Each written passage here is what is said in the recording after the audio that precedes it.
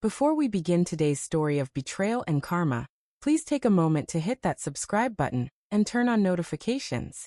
Each week I bring you the most satisfying tales of justice served cold to those who deserve it most. Your support helps this channel grow, and I promise to keep delivering the revenge content that keeps you coming back for more. Now, settle in for a story about family betrayal, corporate scheming, and the sweet taste of perfectly executed revenge. My name is Janet, and this is the story of how my sister-in-law tried to destroy me after my husband's death, and how I orchestrated the perfect revenge that left her with nothing. David and I had been married for 15 wonderful years when tragedy struck. He was only 42 when a sudden heart attack took him from me without warning. One moment we were planning our anniversary trip to Greece, and the next I was planning his funeral. The grief was overwhelming, a constant pressure in my chest that made it difficult to breathe, to think, to function. But I did not have the luxury of falling apart completely. There was too much at stake. David and I had built Meridian Technologies together from the ground up. What started as a small cybersecurity consulting firm operating out of our garage had grown into a respected mid-sized company with 68 employees and clients across 3 states. While David had been the face of the company as CEO, I had been the operational backbone as COO, handling everything from client relations to human resources to financial planning. We were true partners in business as we were in life. With David's death, I inherited his 60% controlling share of the company. The remaining 40% was split between his younger brother Michael, 25%, and their sister Rebecca, 15%. The arrangement had always worked well. David and I ran the day-to-day operations, while Michael handled sales and Rebecca managed our marketing department. We were a family business in every sense, and I had always thought of Michael and Rebecca as my own siblings. The first sign that something was wrong came at the reading of David's will. Rebecca seemed unusually interested in the specifics of the company transfer. While Michael sat beside me, his hand occasionally squeezing mine in support as we both fought back tears, Rebecca was stone-faced, peppering the attorney with questions about corporate structure and board voting procedures. At the time, I attributed her behavior to grief manifesting differently in different people. How naive I was. The first few months after David's death passed in a blur of grief and work. I threw myself into running the company, partly to honor David's legacy, and partly to avoid the emptiness of our home. The business became my lifeline, the only thing keeping me tethered to any sense of purpose. I officially stepped into the role of CEO with the board's unanimous approval. Michael was supportive, often checking in on me and helping to shoulder additional responsibilities. Rebecca, however, began to grow distant. It started with her missing executive meetings or arriving unprepared. Marketing campaigns that had been her responsibility were delayed or executed poorly. When I attempted to discuss these issues with her, she would become defensive, often making comments like, "Well, we cannot all be as perfect as you, Janet," or "I'm sure you think you could do my job better too." 6 months after David's death, the company was preparing to bid on our largest potential contract yet, a comprehensive cybersecurity overhaul for a regional banking system. Landing this contract would take Meridian to the next level, potentially allowing us to expand to the West Coast as David and I had always dreamed. The entire team was working overtime to perfect our proposal, with one notable exception, Rebecca. It was Michael who first brought it to my attention, stopping by my office late one evening when most of the staff had gone home. "Have you noticed anything off about Becca lately?" he asked, closing my office door behind him. I sighed, rubbing my temples. Besides her missing half the meetings for the banking proposal, and turning in subpar work? Yes, something's definitely off. Michael looked uncomfortable, shifting his weight from one foot to the other. It's more than that. I overheard her on the phone yesterday in the stairwell.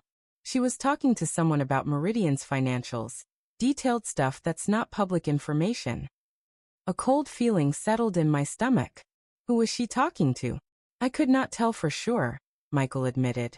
But she mentioned Arcturus Tech several times. Arcturus was our main competitor, a larger security firm that had been trying to push us out of the market for years. Their CEO, Victor Lane, had even attempted to buy us out shortly before David's death. An offer we had firmly rejected. Are you saying she's feeding information to Arcturus? I asked, the implications too disturbing to fully process. Michael ran a hand through his hair, looking as troubled as I felt. I don't know for certain. But something's not right, Janet. I thought you should know. That conversation marked the beginning of my awakening. Over the next few weeks, I began to pay closer attention to Rebecca's behavior, noticing patterns I had been too grief-stricken to see before. She was taking calls in the stairwell or parking lot instead of her office. Files were accessed from her computer after hours. Marketing strategies for upcoming campaigns were mysteriously similar to those Arcturus had implemented months earlier. But nothing prepared me for what I discovered when I accessed the company email server as part of a routine security check. There, in Rebecca's corporate email account, was a series of exchanges with Victor Lane himself. As I read through them, my hands began to shake with a mixture of rage and disbelief. Rebecca had been communicating with Victor for over a year, since before David's death. The emails outlined a plan. She would gradually undermine Meridian from within, making the company vulnerable enough that Victor could swoop in with a lowball buyout offer. In exchange, she would receive a senior position at Arcturus with a substantial salary increase and stock options. But the most devastating email was dated just 2 weeks after David's funeral. David's death is unfortunate, but presents an opportunity, Rebecca had written. Janet is emotionally unstable right now and ill-equipped to run the company alone. I've already begun planting doubts with key board members about her leadership capabilities. Give it 6 months, and they'll be begging for new management. Then we make our move. I printed the emails with trembling hands, scarcely able to believe the betrayal unfolding before my eyes. The sister-in-law who had hugged me at David's funeral, who had promised we would get through this together, had been plotting my professional demise before his body was even cold. The woman who had been part of my family for 15 years saw my husband's death as nothing more than a business opportunity. That night, I sat in my home office surrounded by the printed emails, a glass of untouched whiskey by my side, David's favorite brand that I kept as a connection to him. For the first time since his death, I did not cry. Instead, a cold clarity settled over me. Rebecca had made a critical error in her calculations. She had underestimated me entirely. She saw me as the grieving widow, too emotional and fragile to notice her machinations. What she failed to understand was that Meridian was as much my creation as David's, and I would not let anyone, especially family, destroy what we had built. I did not confront Rebecca immediately. A direct accusation would only drive her operations underground and give her time to cover her tracks. No, this situation called for something more strategic. The board meeting to determine whether we would pursue the banking contract was scheduled for 3 weeks away. That gave me time to gather more evidence and plan my counterattack. The next day, I called our IT director, Marcus, into my office. Marcus had been with us since the early days, one of our first employees who had remained fiercely loyal to the company. I need your help with something delicate, I told him, closing the door. What I'm about to ask stays between us. Marcus nodded, his expression serious. Of course, Janet. Anything. I explained the situation in broad strokes, not revealing Rebecca's identity, but making it clear we had a potential corporate espionage situation. Marcus looked troubled but not entirely surprised. We can set up monitoring on her system, he suggested. Track everything, emails, file transfers, even keystrokes if necessary. It's all within your authority as CEO, especially if you suspect data theft. With Marcus's help, I began building my case. Over the next 2 weeks, the evidence mounted alarmingly fast. Rebecca had downloaded proprietary client lists, financial projections, and even our bidding strategy for the banking contract. She had forwarded all of it to Victor using a personal email account. Additionally, she had been meeting with 2 of our 7 board members privately, presumably to undermine confidence in my leadership as she had outlined in her email. But perhaps most disturbing was what I discovered when I had Marcus check the security footage from the days surrounding David's death. There was Rebecca, entering the office at 2 a.m. the night after David died, accessing his computer while the rest of us were deep in mourning. My husband was not even buried, and she was already executing her plan. Michael was horrified when I showed him the evidence. I knew something was off, but this is beyond comprehension, he said, his voice thick with emotion. What are you going to do? I looked at the calendar on my desk, where the upcoming board meeting was circled in red. I'm going to give her exactly what she wants, the chance to make her move in front of everyone. The plan I crafted was simple, but required perfect execution. I would allow Rebecca to think her manipulation of the board was working. Through Michael, I subtly let it be known that I was struggling with the banking contract proposal, that perhaps it was too ambitious for Meridian at this stage. This fed directly into the narrative Rebecca had been creating, that I was in over my head without David. 2 days before the board meeting, I met privately with each board member except the 2 Rebecca had been influencing. I shared select pieces of evidence with each, swearing them to secrecy until the meeting itself. Their reactions ranged from shock to outrage to profound disappointment. These people had known Rebecca for years, had watched her grow with the company. But business was business, and betrayal was unforgivable. The morning of the board meeting, I dressed with particular care.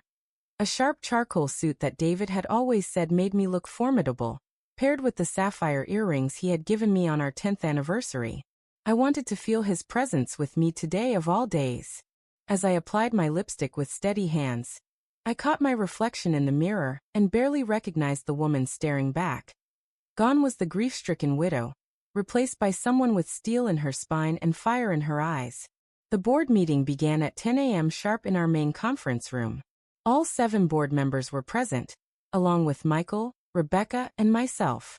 Victor Lane had also been invited, ostensibly to discuss potential industry collaboration, but in reality, to witness the culmination of my plan. I opened the meeting with standard business updates, deliberately presenting certain financial metrics in a way that seemed concerning without context. Rebecca, sitting across from me, could barely contain her satisfied smirk as I detailed a temporary dip in quarterly projections. Victor, at the far end of the table, maintained a professional facade, but his eyes betrayed his interest when the banking contract came up for discussion. Before we vote on whether to pursue the banking contract, I said, standing up to address the room, I think it's important we discuss some internal matters that may affect our decision. Rebecca straightened in her chair, a look of anticipation crossing her face. This was the opening she had been waiting for. Janet, she began right on cue. I've been meaning to bring this up myself. I'm concerned about the direction of the company since David's passing. And there it was. She had invoked my husband's name as a weapon against me, just as I had anticipated. Go on, I encouraged, my voice neutral. Rebecca launched into her clearly prepared speech, citing the temporary financial dip I had highlighted and suggesting that Meridian was taking on more than it could handle with the banking contract. As she spoke, I watched the board members who were in on my plan. They played their parts perfectly, appearing concerned and receptive to Rebecca's points. In fact, Rebecca continued, growing bolder, I've taken the liberty of drafting an alternative proposal for the company's future. She distributed folders to everyone present. I believe we should consider a strategic partnership with a larger firm that has the resources to take Meridian to the next level. Victor Lane smiled benignly from his end of the table as Rebecca unveiled the proposal. A merger with Arcturus Tech that would effectively give them control of Meridian while retaining our brand name and client relationships. The terms were insultingly unfavorable to our shareholders, though Rebecca had disguised this with complex language and optimistic projections. This is quite a comprehensive proposal, I remarked when she finished, allowing a note of surprise to enter my voice. You must have been working on it for some time. Rebecca had the grace to look momentarily uncomfortable before recovering. I've been concerned about our trajectory for a while. David would have wanted what's best for the company. The second invocation of my husband's name. I glanced at Michael, who was gripping his pen so tightly his knuckles had turned white. I agree completely, I said, my voice softening. David would have wanted what's best for Meridian. I paused, meeting the eyes of each person around the table, which is why I can't in good conscience allow this proposal to move forward without full transparency. I opened my laptop and connected it to the room's projection system. For the past several weeks, I've been conducting an internal investigation into some concerning activities within the company. Rebecca's smile faltered. What kind of investigation? Instead of answering directly, I projected the first email exchange between her and Victor Lane onto the screen. The one where they first outlined their plan to undermine Meridian from within. Would you like to explain this correspondence to the board, Rebecca? I asked quietly. The color drained from her face as she recognized her own words. Victor Lane shifted uncomfortably in his seat, his eyes darting toward the door as if calculating his escape route. I can explain, Rebecca started, but I was already moving to the next slide. Security footage of her entering David's office the night after his death. Perhaps you can also explain what you were doing in my late husband's office at 2 a.m. while the rest of us were planning his funeral. I suggested, my voice now hard as diamonds. For the next 20 minutes, I methodically presented the evidence I had gathered. The data theft, the secret meetings with board members, the systematic attempt to sabotage our marketing efforts for key clients. With each new revelation, Rebecca seemed to physically shrink in her chair while the board members who hadn't been privy to my investigation looked increasingly horrified. When I finally displayed the email where she described David's death as unfortunate but an opportunity, Michael stood up so abruptly his chair crashed to the floor. How could you? He demanded, his voice shaking with fury. He was your brother. Rebecca's composure finally cracked. It wasn't like that. Victor approached me. He said the company would fail without David anyway, that he was offering a lifeline. A lifeline that would have made you rich while betraying everything David and I built. I interrupted coldly. Everything this entire team built. Victor Lane, recognizing the situation was unsalvageable, attempted to distance himself. I was unaware of the extent of Ms. Harrington's actions, he claimed unconvincingly. Arcturus operates with the highest ethical standards. Save it, Victor. I cut him off. I have your responses to every email, including your suggestions on how Rebecca could most effectively undermine my leadership. Your ethical standards are on full display for everyone in this room. I turned back to the board. I've prepared a complete dossier for each of you documenting the full extent of this corporate espionage attempt. You'll also find my recommendation for immediate termination of Rebecca's employment and removal from the board, as well as potential legal actions we may pursue against both her and Arcturus Tech. The vote was unanimous. Within an hour, Rebecca had been escorted from the building by security, her company access revoked, and her office contents boxed up. Victor Lane slipped out during the commotion, no doubt rushing to contact Arcturus's legal team. As the board members filed out, each stopping to express their support or outrage at the betrayal, I remained seated at the head of the conference table, suddenly exhausted now that the adrenaline was wearing off. Michael was the last to leave, pausing at the door. David would have been proud, he said simply before closing the door behind him. Alone in the conference room, I finally allowed myself a moment of vindication. Rebecca had thought I was weak, that grief had rendered me incapable of protecting what David and I had built. She had seen me as nothing more than the grieving widow who could be easily manipulated and pushed aside. Her fundamental miscalculation was failing to recognize that my grief had not weakened me. It had crystallized my resolve. The aftermath unfolded better than I could have anticipated. News of Rebecca's attempted corporate sabotage spread quickly through industry channels, making her unemployable in our field. Victor Lane faced a vote of no confidence from the Arcturus board, who were understandably concerned about the legal and reputational implications of his actions. He resigned within a month. As for Meridian, we secured the banking contract, exceeding even our most optimistic projections for growth. 6 months after the board meeting, we opened our West Coast office, fulfilling the dream David and I had shared. I placed a photo of him prominently in the new office's lobby, a reminder of the foundation on which we continued to build. The legal consequences for Rebecca were significant. The corporate espionage case resulted in financial penalties that depleted her savings, and the non-compete clause in her employment contract prevented her from working in the cybersecurity field for 5 years. The last I heard, she had moved to another state, attempting to rebuild her life far from the wreckage of her betrayal. Michael stepped up to become our new COO, his loyalty and business acumen proving invaluable as we navigated the expansion. On the 1-year anniversary of David's death, we established a scholarship in his name for students pursuing cybersecurity education. transforming our loss into an opportunity to foster the next generation of professionals in our field. There are still days when grief hits me unexpectedly. A song on the radio, the scent of David's favorite coffee, or passing a restaurant where we used to celebrate company milestones. But those moments no longer paralyze me. Instead, they remind me of what we created together, and what I continue to build in his honor. People sometimes ask if I regret the public nature of Rebecca's downfall. If a private confrontation might have preserved some semblance of family. I do not. Her betrayal was not just of me, but of David's memory of the company we built, and of every employee who depended on Meridian for their livelihood. Such calculated malice deserved to be exposed in full view of everyone it might have harmed. The experience taught me that grief and strength are not mutually exclusive, that sometimes the people closest to you can be the most dangerous, and that there is a particular satisfaction in watching someone who underestimated you come to the devastating realization of their error. 3 years have passed since that board meeting. Meridian now has offices in 5 states and a reputation as one of the most reliable cybersecurity firms in the industry. The boardroom where Rebecca's betrayal was exposed is now named after David. A small gesture that nonetheless feels right.